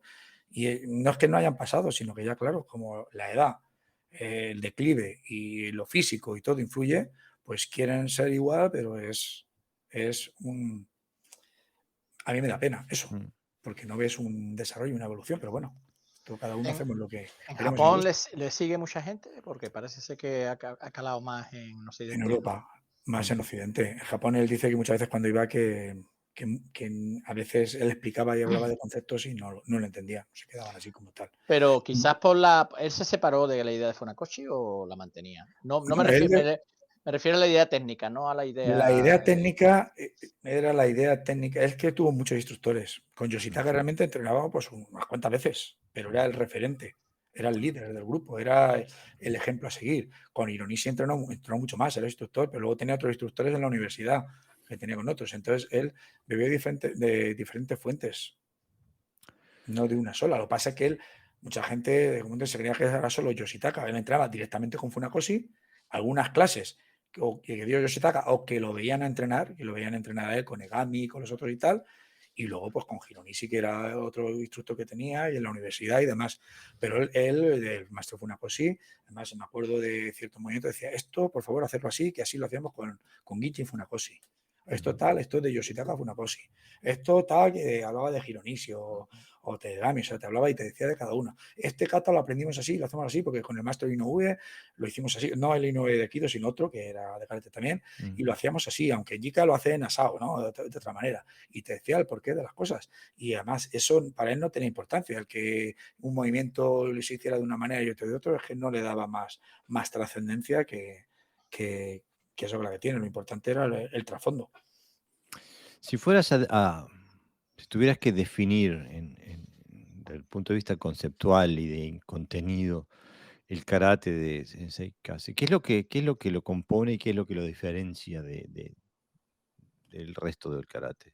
Pues la integración de, digamos, la respiración con el centro, con el jara, el enraizamiento, la posición, pero no la posición inamovible, porque mucha gente entiende que las posiciones, incluso los kates tal, son como si tuviéramos que estar estáticos, ¿no? Y es un continuo movimiento. Aunque tú estés en una posición parado, los músculos no están parados. Incluso él muchas veces levantaba la punta de los dedos de los pies o lo veías como hacer pequeños pasitos, como no sé si en Iaido o en Kendo, que Sensei Navarro trabaja así, hacía así, o sea, no era una posición inamovible, aunque eso signifique Fudodachi, ¿no? Pero era dentro de hecho, algunas veces cuando le preguntaba, no me acuerdo, muy bonito, que le decían que qué lado era más importante, el derecho o el izquierdo, y él decía, no hay lado derecho y lado izquierdo, solo hay uno, el centro, el jara. Es el jara, lo importante es estar centrado. De ahí parte todo. Sobre la derecha y de la izquierda, pues si tú solo trabajas un lado, pues puedes tener un brazo más fuerte que en otro, pero es que no estaba hablando de fuerza física. Entonces, esa integración de los aspectos físicos, mentales y, digamos, lo no tangible, lo espiritual, todo junto. O sea, no solamente la técnica. O sea, cuando tú veías un movimiento en él, era lo más natural. Tú le veías hacer un suki y automáticamente la mano, como si la dejara colgada, relajara, dar un golpe, ¡pum!, hacer una posición y cambiarse a otro lado, moverse. No hacer exceso de contracción cuando no es necesaria. O sea, la contracción es un instante. Un instante. Entonces, esa naturalidad y esa explosividad. Él ponía muchas veces el ejemplo de un felino. Dice, cuando tú ves un felino en su hábitat, no en el zoo, dice, va caminando despacito, despacito, y de una ¡pam!, explota, ¿no? Pues eso tiene que ser el karate. Te voy a hacer una pregunta comprometida. Sí. Me llama la atención porque cada vez que se habla de naturalidad se asocia con la suavidad, no con la Sí. dureza. Quizás a lo mejor es una de las diferencias que Para ha mí hecho la Case naturalidad con respecto a su estilo, me refiero, que es sí, muy concreto en ese es el aspecto. equilibrio entre la contracción y la relajación. Es el punto justo. O sea, no es la suavidad, es trabajar con lo necesario para ese movimiento. O sea, sé que ser suave es suave, sé que ser duro es duro, pero él era totalmente explosivo, pero a su vez relajaba en un instante.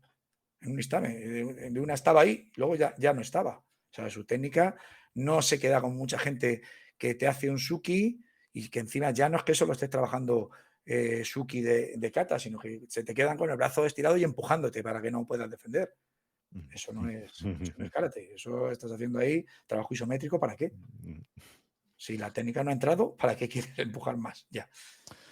Mira, vienen dos preguntas. Le voy a invertir el orden porque una es para ti y otra es o sobre ti y la otra es sobre Sensei Kase. Sonico Byte dice: hay una historia entre Kase y un karateca poseído con superpoderes que vivía en el bosque aislado de la gente. ¿Es cierta la historia? Sí, Fernando de Argentina. Okuyama, Tadao Okuyama.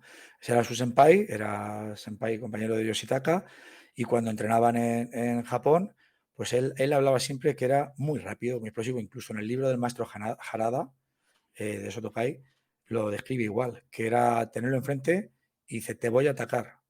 Y no había terminado de decir, te voy a atacar, y dice, ya tenía el puño o la mano delante de mi cara, y dice, y notaba el calor, ¿no? La energía que irradiaba. Y él hablaba de eso, de que era como un rayo, el destello. En eso, pues puede haber cierta parte también de, pues como todo, de tener endiosado a la persona, de que él era, claro, hay que ver el nivel, que en esa época a lo mejor el que estaba empezando y se comparaba con alguien que llevaba 2 años más, era como Dios. O sea, yo no estoy diciendo que fuera Flash el relámpago humano, pero que para ellos en ese momento sí, es como para cuando el cinturón blanco ve a un cinturón negro bueno y lo ve trabajar, pues en ese primer momento, claro, es algo que impresiona. Pues es igual, porque yo alguna vez le decíamos, bueno, Sensei, usted está diciendo todo eso ahora, pero usted ya tiene que haber superado a tal. Y él se callaba. Tal, no te contestaba ni que sí ni que no, se callaba. Tal. Pero es lo que hablaban. Pero Tadao Yama, lo que sí que es cierto es que es un hombre que excéntrico, totalmente se volvió un excéntrico, entrenaba hasta la extenuación, se fue al bosque a vivir, incluso estuvo un año entero, no lo contaba Maestro Kase, eso como anécdota, pero real, estuvo un año entero viviendo solamente bebiendo cerveza.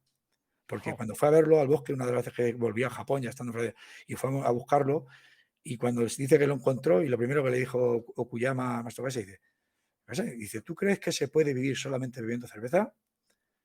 Dice, pues no sé. Dice, sí se puede.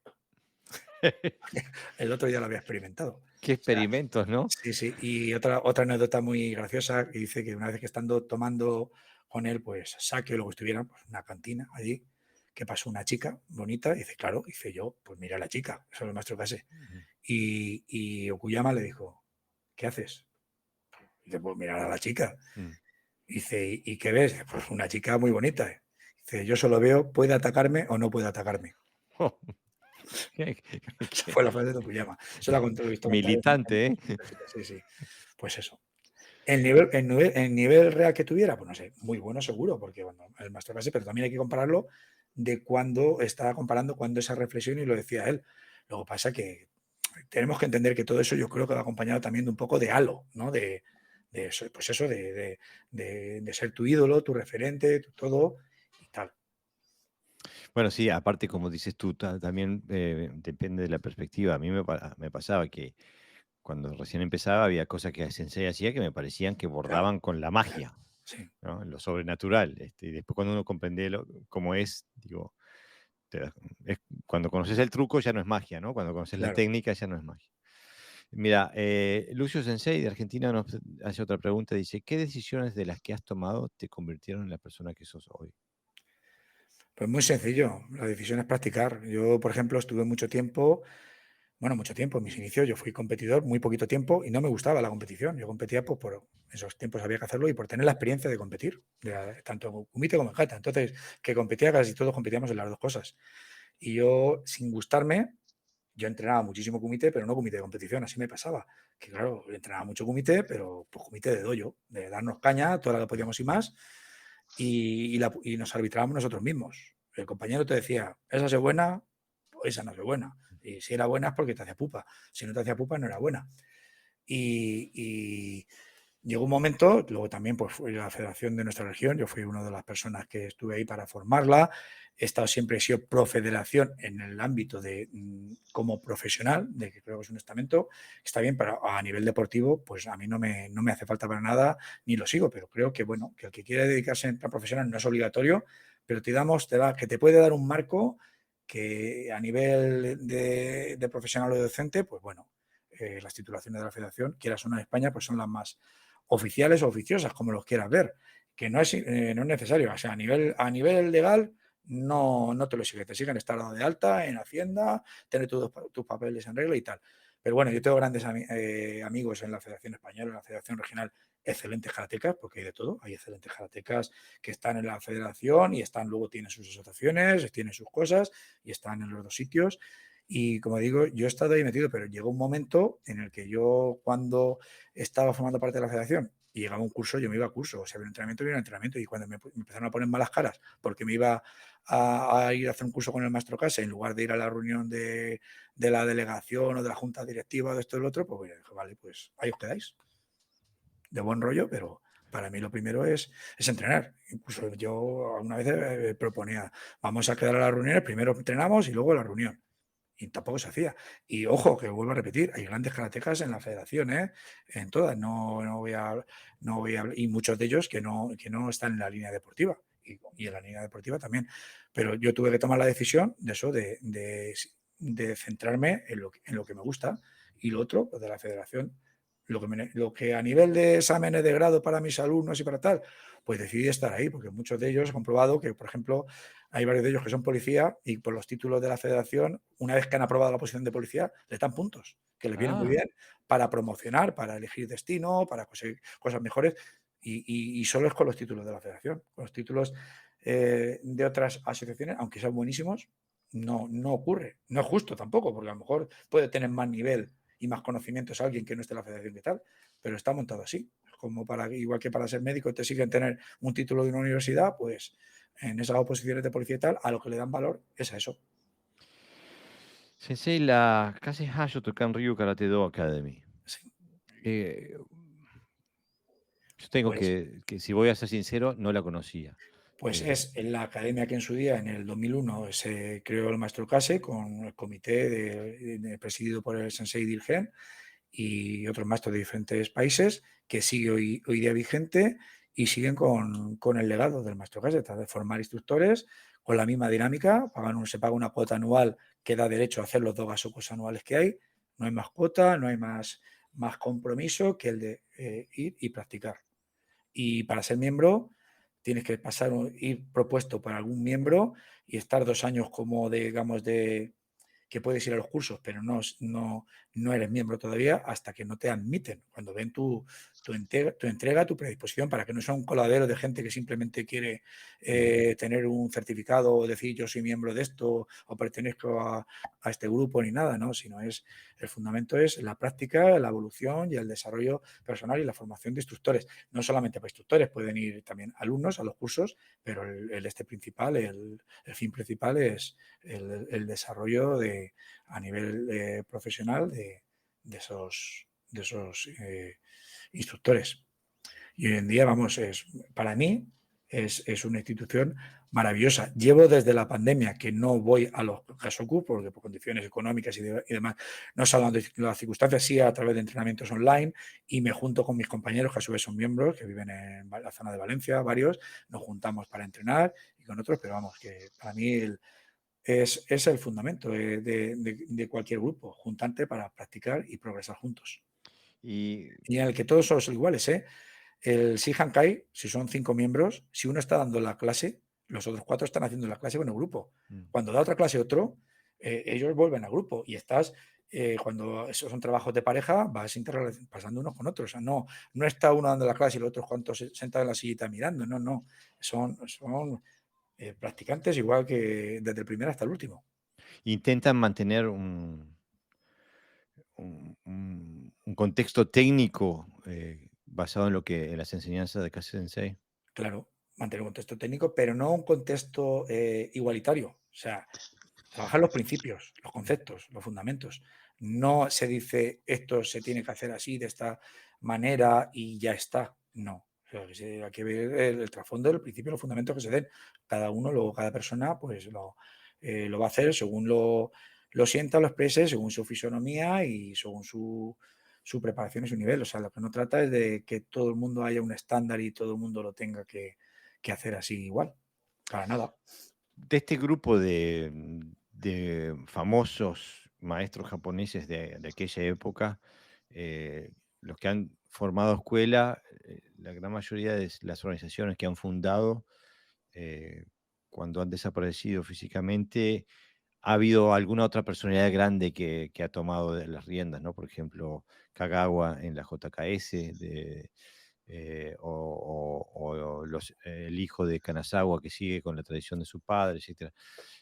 ¿Hay algún heredero de ese formato de Kase Sensei? Herederos no, él no dejó herederos ni sería un tipo de favoritismo en el plan de como heredero, como fuera el que iba a llevar la guía, pero sí que tenía mucha confianza, pero igual que cuando estando en vida con el Sensei Dirgen, que es el presidente o el coordinador, digamos, el decano, por así decirlo, de ese grupo de Shihankai, pero que no es que dijera, no, vas a ser tú y ya está. Y él le dio que sus labores da sus clases cuando las tiene que dar igual, pero cuando las dan otros, él participa de la misma manera y nadie trata digamos, de ser más que otro. Ha habido gente también que se han separado sin problemas, sin discusión y tal, pero se han separado y han seguido su camino y siguen haciendo, pues, dentro de su casa, dando cursos, y incluso algunos con sus organizaciones y otros que no. Pero no es decir, no, es que el maestro Casé dijo que él tenía que ser el heredero y ya está. Aunque sí que hay gente por ahí en algún lado que se van diciendo por ahí que ellos son los originales, como la serie de los vampiros. Nosotros, Algo así parecido sí, pasó con la Shotokai. Cuando el claro. maestro Egami murió, pues no hubo un heredero claro, hubo muchos alumnos directos. Y al final ha tenido ciertos problemas la Shotokai por esa indefinición, ¿no? De quién es el que realmente comprende esos principios, tiene ese legado. ¿Qué tal en Caseja? ¿Ha habido también ese problema o no tanto? Hay gente que está por su cuenta, pero por ejemplo, Laborato, él no está en la academia, pero sin embargo, él da sus cursos y hay gente de la academia que va a cursos con Laborato y yo he ido a cursos con Laborato porque el maestro Casé es que era así, daba esa libertad. Yo, paralelamente con el maestro Casé, yo iba a entrenar con Kanazawa, si venía un curso iba, con Harada, con otros maestros y se lo comentaba a él. Incluso me llevaba un libro, mira, maestro, cuando el curso y tal, en la cena, este libro de Jarada, estoy leyendo tal, tal, y veía y te comentaba cosas y te decía, no como otros maestros que yo me lo han dicho, que si algún seguidor suyo iba a curso con otro maestro se enfadaban, incluso lo repudiaban o le echaban la bronca o lo ridiculizaban delante de otro y tal, que se ha dado, ¿no? Él, ¿no? Él estaba, incluso se mostraba curiosidad y con gente de otros estilos, con Gigaona de Goyurrío he hecho cursos y se lo contaba él y decía, pues lo conozco tal, en tal época, en la época que hice Aikido unos años, también conocía a Tamura de Francia, claro, y te hablaba, o sea, pero una libertad que él no era decir, tenéis que estar conmigo y ya está, no, que trabajar incluso. Yo sé que hay gente que le dice, maestro, quiero ir a Japón y tal. Dice, si vas a Japón, dice, dime cuándo, dice, porque no vayas a cualquier sitio. Dice, incluso un amigo mío le dice, mira, mejor que ir a Japón, dice, haz otra cosa. Dice, trabaja jiu-jitsu, no sé qué, otra cosa y tal, para complementarte. Eso se lo dijo a un compañero, que para qué iba a ir a Japón a hacer tal. Dice, si en Japón la mayoría dice, ahora, si quieres ir, yo te diré dónde, pero que muchos ya van en otra onda. Eso parece ser un tema general, ¿no? Porque yo he leído una entrevista con el fundador de mi estilo, Hironori Otsuka, donde él habla de que el mejor Wado-ryu está en Europa. Eh, es medio chocante, ¿no? Para nosotros que miramos siempre, como desde América Latina miramos hacia España como la madre patria, los karatecas miramos al Japón como la madre patria, ¿no? Queda un poco chocante ese proceso, que hay varios maestros japoneses que apuntan en esa dirección. Me parece, bueno, me parece positivo también de que en el occidente se puedan crear karatecas de ese formato, ¿no?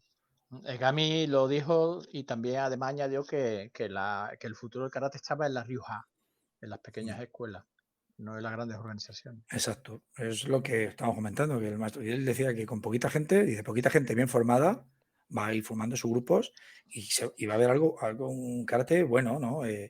Tal, una gran organización, sí, será mucho número, pero la gente, si lo que hace no está bien, no sirve de nada, o sea, no va a ningún sitio.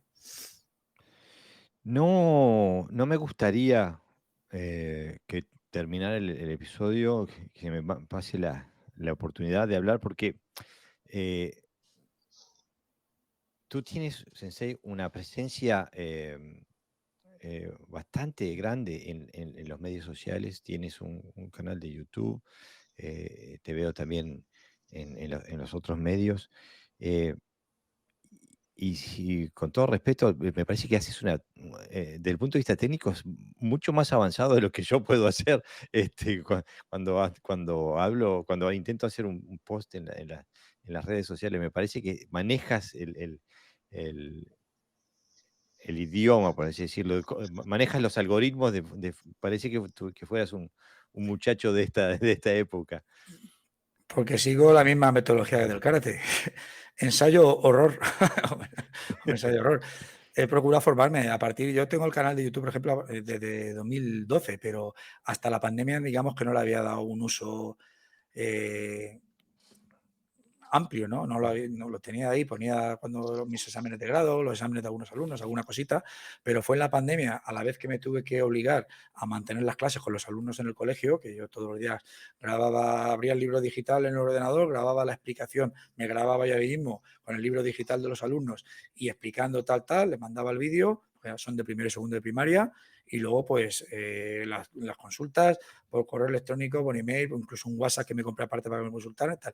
Y dije, bueno, pues ya que estoy haciendo esto, voy a hacer lo mismo con el karate. Y empecé a grabar vídeos en la terraza, y la tengo aquí al lado, y a subirlos. Y fue una manera de que pensé, digo, bueno, pues vamos a transmitir a seguir con mi deuda, el giri que tengo hacia el maestro Kasei y hacia su legado, pues qué mejor forma que darle la difusión, ya que tenemos estas redes sociales a nuestro alcance, que llegan a todo el mundo, pues vamos a utilizarlo. Y empecé y pues practicando, enseñando, mirando, y es así. Pero vamos, que todo lo que vaya haciendo, si se ve un poquito bien, es a fuerza de trabajo y de ver tutoriales en YouTube y de aprender. No, se ve muy bien, sí.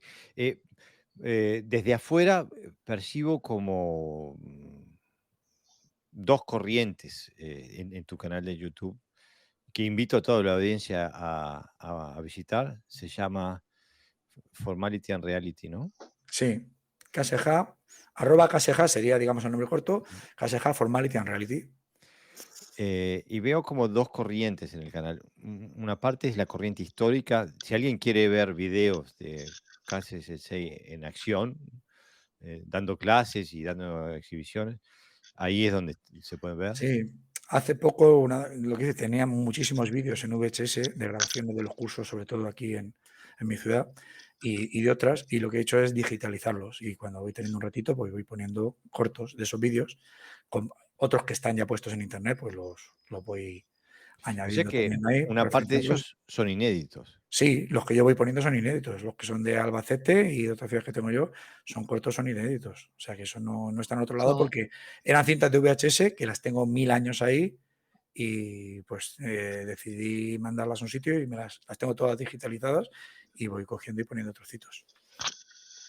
Eso está muy interesante desde el punto de vista histórico, ¿no? Claro, Rescatar ese material. Y también veo que tenés una parte moderna, que también se trata de difusión de conocimiento, donde haces reseñas de libros que te parecen de valor, sí. o de DVDs con información de karate, etcétera, etcétera. ¿Por qué esa línea también? Pues porque forma parte de la búsqueda. El maestro Case era un gran lector, o sea, tenía en su casa una biblioteca inmensa, no solamente de temas de budo, de filosofía, de arte, de pintura, de todo. Y nosotros, hay un dicho, no sé exactamente así, que dice que la pluma y la espada deben ir de la mano, algo así. Mm. Dándolo Bulbi ya de un Riodo. momento tal. Sí, exacto.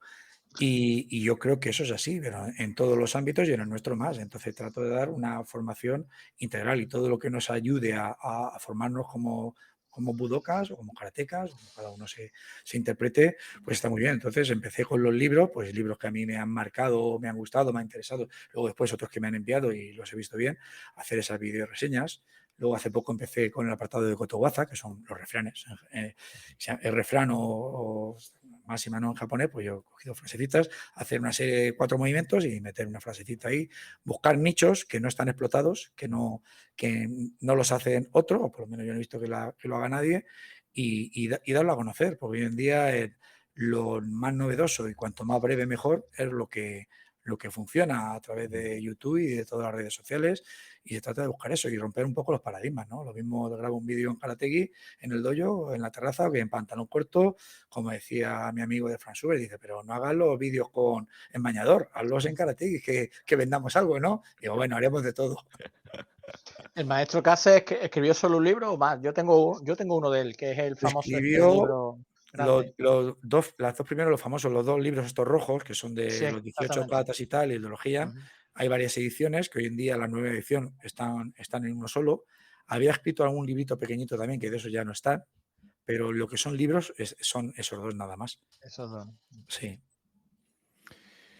Es extraño, algunos maestros no dejan casi nada escrito, otros dejan un montón, ¿no? Vaya uno a saber por qué. En el Wado Ryu tenemos un libro. Este, y él empieza diciendo, mi peor fallo como persona es procrastinar. Dejo siempre para mañana. Y ahora dejé este libro para mañana durante varios años, ahora lo tengo que terminar. Y bueno, terminó ese y nunca volvió a escribir uno más.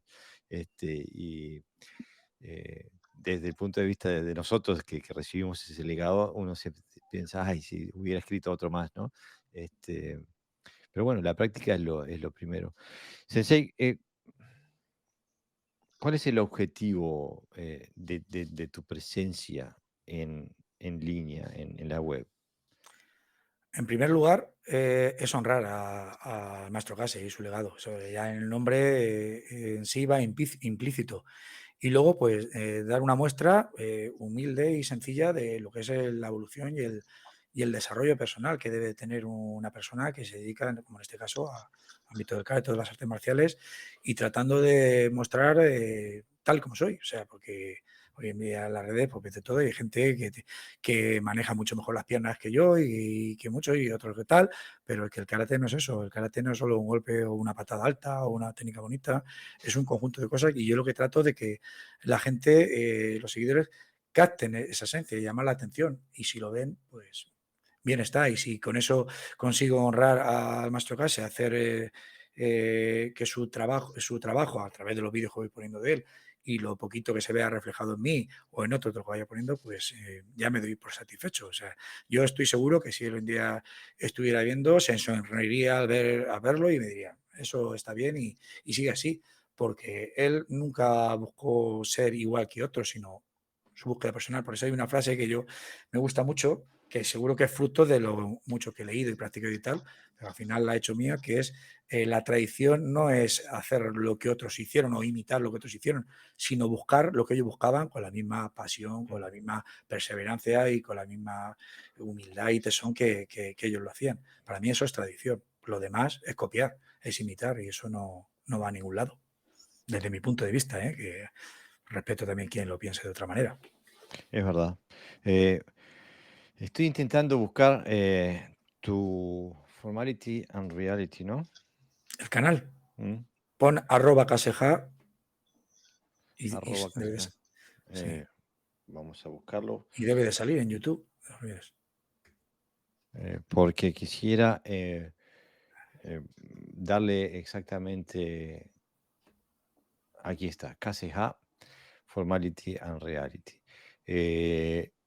Si buscan por YouTube, por @Caseja, aparece Caseja, Formality and Reality, que es el video de Sensei Martín, el canal de YouTube de Sensei Martín, donde hay un sinfín de material. Por ejemplo, acá vemos a Sensei Kase dando clases en Andorra en 1998.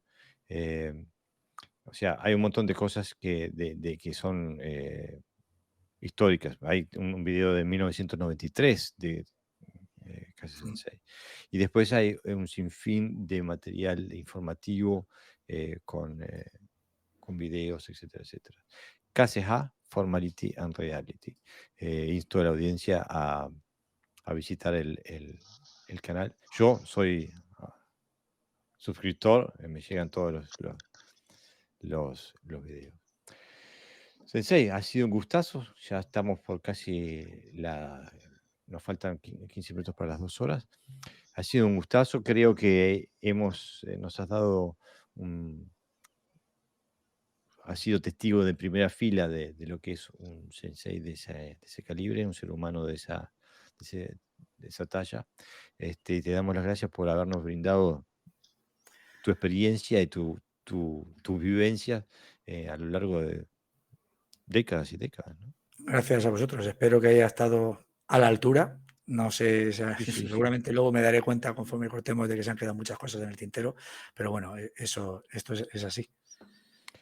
Nosotros hemos disfrutado mucho y por la cantidad de la audiencia, creo que la audiencia también.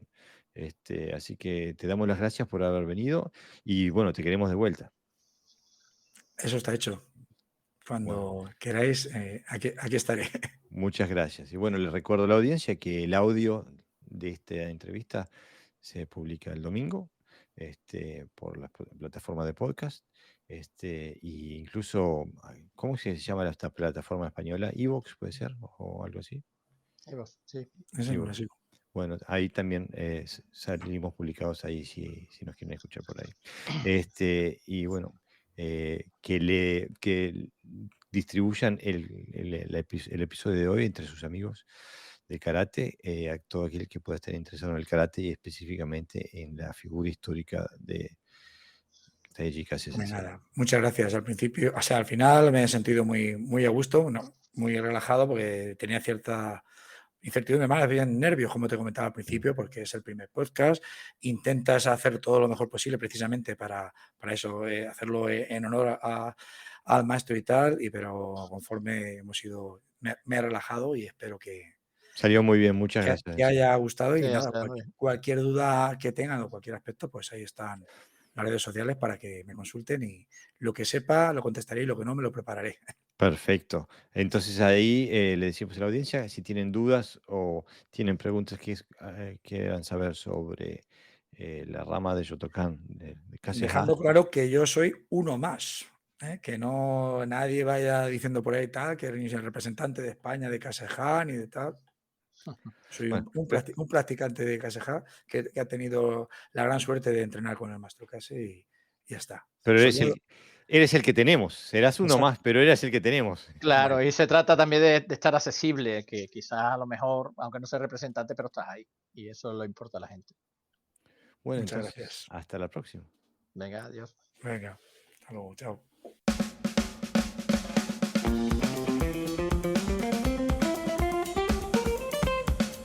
Esto ha sido todo por hoy. Espero que hayas disfrutado del episodio.